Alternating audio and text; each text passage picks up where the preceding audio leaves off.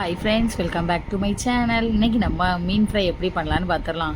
100 ருபீஸ்க்கு இவ்வளோ மீன் கிடச்சிச்சுங்க. அதான் சரி ஃப்ரை பண்ணலான்னு பண்ணியிருக்கேன்.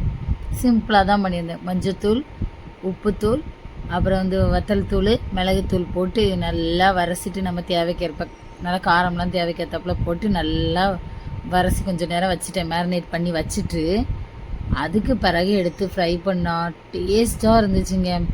நான் தோசைகளில் தான் எப்போவுமே பொரிப்பேன். அப்போ தான் அது இப்போ நல்லா வரும், ஃப்ரை ஆகிருக்கும்ன்ட்டு நான் எப்போவுமே அதில் தான் பண்ணுவேன். நல்லா அடுக்கி வச்சு நல்லா ஃப்ரை பண்ணேன். சூப்பராக வந்துருந்துச்சு. பார்க்குறதுக்குமே கொஞ்சம் கருவாடு மாதிரி இருந்த மாதிரி இருக்கும். ஆனால் டேஸ்ட் வைஸ் சூப்பராக இருந்துச்சு.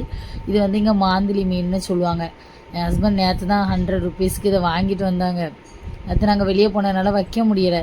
ஸோ இன்றைக்கி நாங்கள் அதை ஃப்ரை பண்ணி சாப்பிட்லான்ட்டு ஃப்ரை பண்ணோம். டேஸ்ட்டாகவே இருந்துச்சு. சரி, ஓகே ஃப்ரெண்ட்ஸ், என்னோடய வீடியோ உங்களுக்கு பிடிச்சிருந்தா லைக் அண்ட் சப்ஸ்கிரைப் பண்ணுங்கள். இன்னொரு வீடியோவில் பார்க்கலாம்.